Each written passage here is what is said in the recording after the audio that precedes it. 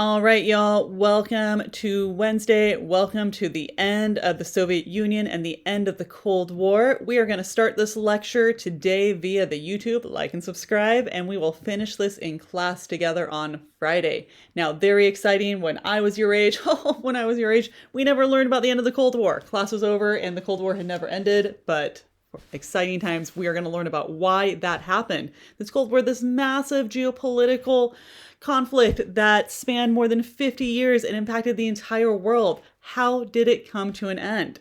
Well, we're going to discover that and learn about those factors. But first, let's do a little bit of a quick review. We know the Soviet Union, massive totalitarian state. We know it's made up of 15 socialist Soviet republics. Russia has been the largest Soviet socialist republic. So a lot of times Russia, the Soviet Union are used synonymously with each other.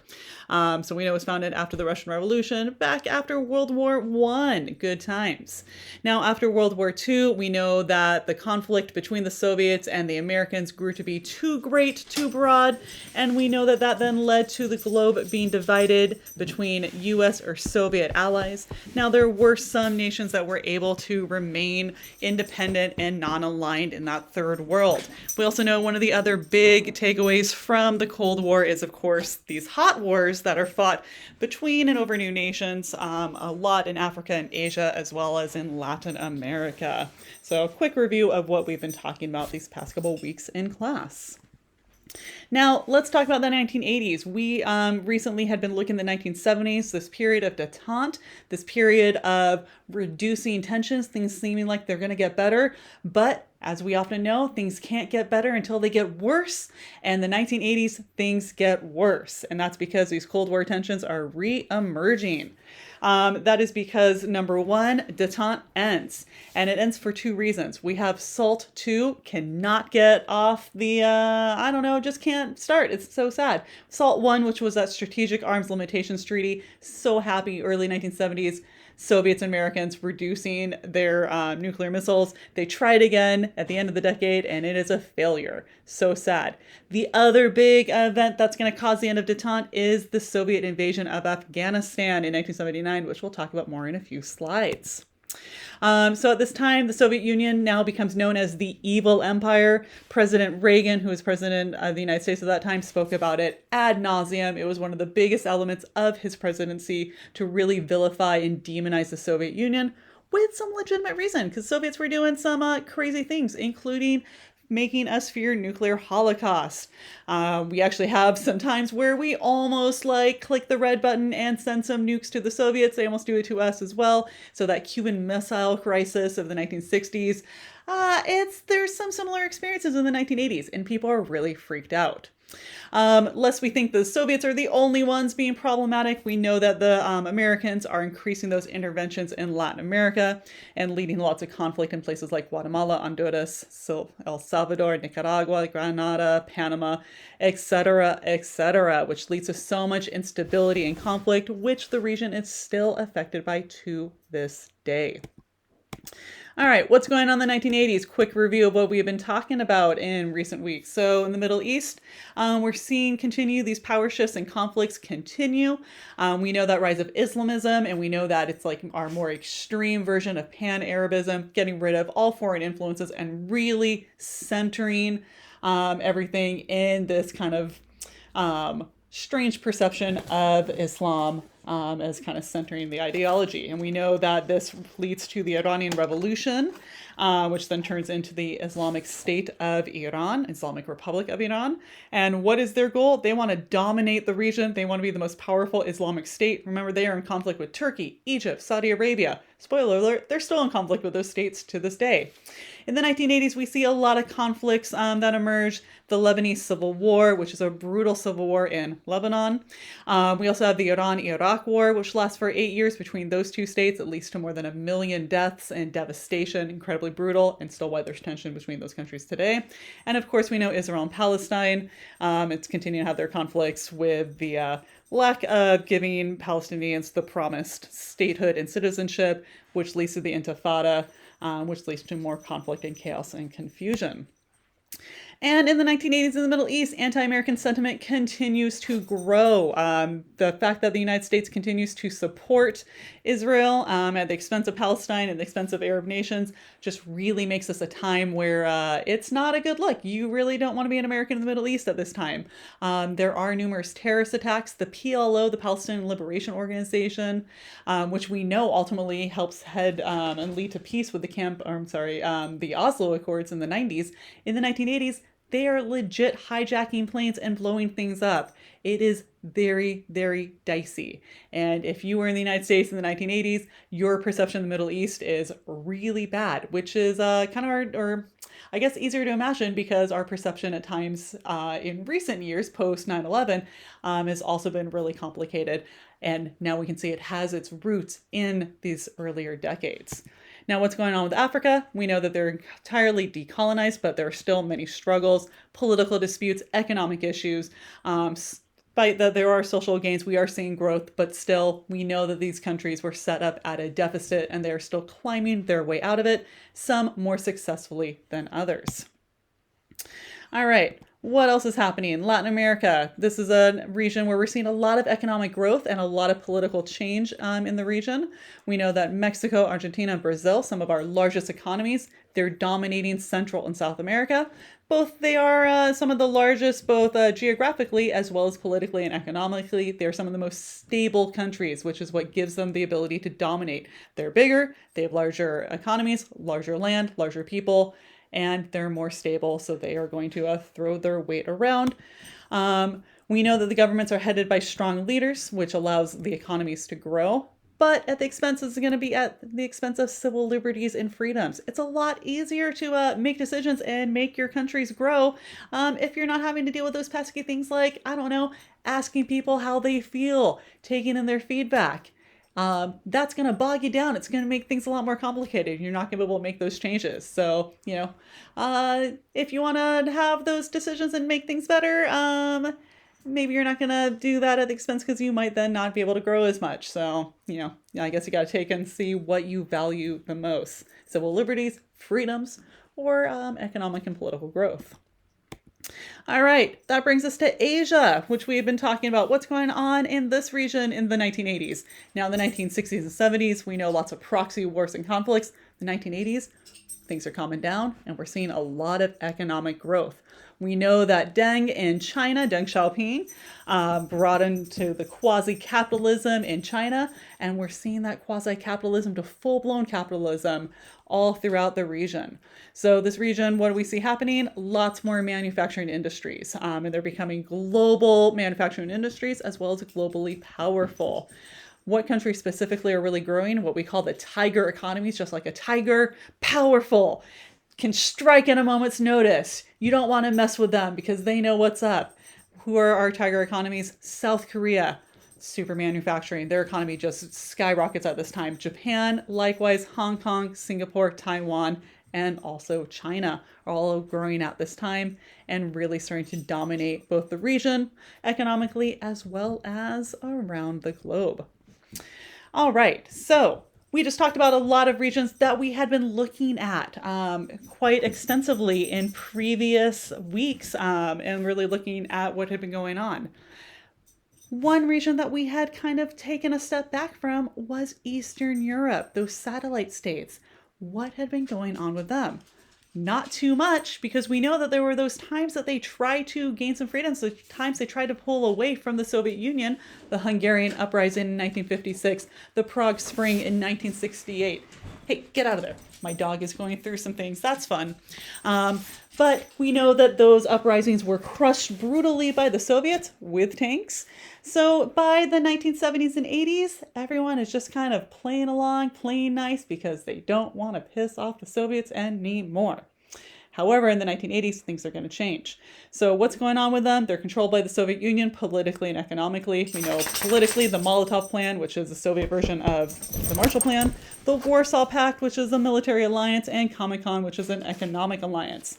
We know that there's little economic political freedoms, and as I mentioned, those earlier uprisings were crushed. So it's not a cute look for the Eastern Europeans, but also it's the 1980s. There's technology, there's TV, there's radio. So even though they are not having lots of freedoms. They are also witnessing that there are freedoms around the world and freedoms nearby in Western Europe. That is going to lead to some major tension in these satellite states. Reminder of who we're talking about with these satellite states. These are going to be your Eastern European countries: Bulgaria, Czechoslovakia, East Germany, Hungary, Poland, and Romania. And when we're talking about the Union of Soviet Socialist Republics, why I didn't put this at the first slide, I don't know. Just fun fact, we'll come to it now. We are talking about the states of Armenia, Azerbaijan, Belarus, Estonia, Georgia, Kazakhstan, Kyrgyzstan, Latvia, Lithuania, Moldova, Russia, Tajikistan, Turkmenistan, Ukraine, and of course, Uzbekistan. Many of these nations we're going to talk about in greater detail in the next couple slides. All right, let's talk about Eastern European uprising. But Ms. Dove, you just said when Eastern Europeans had their uprisings, they were brutally crushed. And you're right, I did. But that was in the 1950s and 60s. Now we're in the 80s. So what's going to happen? We're going to see a couple major revolutions that are occurring in the region. The first one is Solidarity. Starts in Poland by a man named Lech Walesa. There he is speaking to the crowds. Now he is a union leader. He is helping with the port of Gdansk, which is a port city in Poland. And, he and his workers are like, hey, it's really hard to be a worker right now. We have very little freedoms. We have very little rights. We want to strike. We want to protest so we can get some more freedoms up in this country. And they are successful. Not immediately. It takes them better part of the 1980s.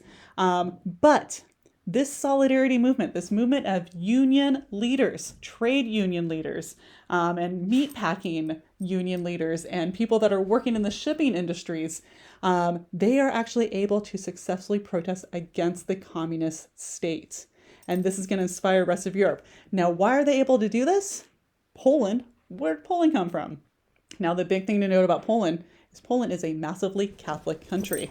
And at the time, Pope John Paul II, who was the Pope and therefore the head of the Roman Catholic Church, was also Polish. So Lech Walesa, he starts protesting, he gets jailed. He spends pretty much most of the 1980s in jail, but John Paul II knows what's going on. And who does John Paul II have the ear of? Millions of Catholics worldwide. So the plight of the Polish trade unionists, the plight of the Solidarity movement, the plight of Lech Walesa, who is peacefully protesting during this time, gets spread around the world, and there is major international support for these Polish workers. And by 1988, they are able to get Lech Walesa freed. The communist Polish government that had been established by the Soviets is removed. And for the first time in Polish history, in the entirety of Poland, in the millennia that it had been around and then disappeared and then around and blah, blah, blah, for the first time ever, they were able to have free democratic elections. And who did they elect? That's right, that man, Lech Walesa, also Nobel Peace Prize winner as well. So this is hugely inspiring. You now have a satellite state that has been able to resist the Soviet control. They've been able to break away, and they're going to inspire the rest of Eastern Europe. Who do they inspire? Just south of them, Czechoslovakia. We're going to see the Velvet Revolution, so nicely named, in 1989, where basically we have mass protests. Basically, they hear what happens in Poland, and people take to the streets and say, we also want freedom. It's going to be led by a popular playwright, Václav Havel, who writes plays during this time and poems about freedom and demonstrating for all that. And basically, Soviets have to let it happen because you have millions of peaceful students, youth, men, women, children out in the streets. And also, what do you have at this time? You have television. Things are being televised. Things are being videotaped. We just last week talked about Tiananmen Square. One of the reasons why Tiananmen Square is such a fundamental historical experience is the fact that there is footage of what had happened. So the Soviets know that as well. So they have to let it happen. And same thing, the Czechs are able to get rid of their communist established government, able to have free elections. And who do they elect for their first president? That's right, Václav Havel. We're seeing some more patterns that are established in Eastern Europe as well. That brings us to another country, Romania, where things are going to be a little bit different because they're ruled by this dude right here, Nicolae Ceausescu. Now, Nicolae Ceausescu is a terrible, horrible man. He's like a little Stalin because he's using secret police. He's crushing all dissent. If you say anything bad about the government in the 1980s, you will go to jail or worse. It is super rough. I actually have a friend who escaped Romania at this time, like legit, she and her family like hid in forests, and it took like 2 weeks to basically like go through like, you know, the random forests in the areas of Romania until they were able to finally get to Austria and basically establish themselves as political and to ask for a political amnesty because they were worried that otherwise the government would kill them. So that's cool. That really happened to millions of people at this time. Now what happens is on December 15th, 1989, we have a peaceful protesters in Timisoara, Romania. Now they've gathered, there's tens of thousands of them, they're in the street, they're having just like nice songs, just like we saw with the Velvet Revolution, just like we see in Poland, as we see in other satellite states, they're just peacefully gathering there. But Ceausescu does not like that. So what does he do? He sends in the army and he brutally massacres and murders thousands of these peaceful protesters. These men, women, unarmed children. It is so bad because again, 1989, there are reporters there. There's footage of this. There are people sharing their stories that are immediately being broadcast to news stories around, or news radios stations, that's a word, around the world. So this is going to lead to even greater protests, both within Romania as well as outside. And on Christmas Day, the Romanian army gives the Romanian people a present by hanging Ceausescu and executing him. And thus the rule of Ceausescu, the rule of this brutal Romanian government, is over. Lest we think that those are the only countries where we saw change occur, Bulgaria, Hungary, and Yugoslavia all also have popular protests during this time that lead to the collapse of communist governments. So basically, these satellite states of Eastern Europe, right here, these guys, within a decade, almost every single one of them have protested and have removed their Soviet Union established government and have gained freedom within a decade. That is massive. That's going to lead to so much change, so much impact. So when we talk about why the Soviet Union ended, why the Cold War ended, this is a major reason why. Now, by the end of the decade, as I've said, these satellite states, they are distanced from the Soviet Union, and the Soviet Union cannot maintain control any longer. And why is this happening? Because the Soviet Union is out of resources. Communism is not known for its longevity of providing resources and sustainability, and unfortunately, we're seeing that happen right here for the Soviets. Not so much unfortunately, because they were pretty brutal and terrible, but unfortunate, I guess, if you're on their side. All right, also at the end of the decade, Germany has been reunified. So East and West Germany that have been separated since World War II now get unified as just one Germany. And the Berlin Wall, that symbol of division that prevented freedom of travel, et cetera, and literally split thousands of families apart, is torn down. It's a whole thing. David Hasselhoff, the Hoff, he is there when this happens. He plays a big concert. It's a whole situation. All right, to wrap things up for our lecture today, let's talk a little bit more, because I just mentioned the Soviet Union can't maintain control because they're losing those resources. Let's talk a little bit more about that specifically. All right, number one, their economy is taking a major hit at this time. Why? Because they're fighting Afghanistan, as we'll see. They're competing with the United States technologically and failing. There's poor industrial output, and we're seeing all these regional conflicts, which means they have fewer resources to maintain control of their satellite states, which is why another reason they're not able to send in tanks and things to really oppress the peoples and oppress the uprisings. So their economy, they just can't handle it. When you don't have money, you can't oppress others. Oh, so sad. Other factors, we see the satellite states, they're protesting in all these revolutions, and there's not that many communist allies. Because look, if you've lost Eastern Europe, that's like 10 of your allies right there. China, remember, they have that Sino-Soviet split, so they're not going to help them. So who does the Soviet have? They have Cuba? Cuba's a tiny island nation. What are they going to do for you? So it's really not good for them. And then one of the biggest external factors, it's going to be the Soviet-Afghan War.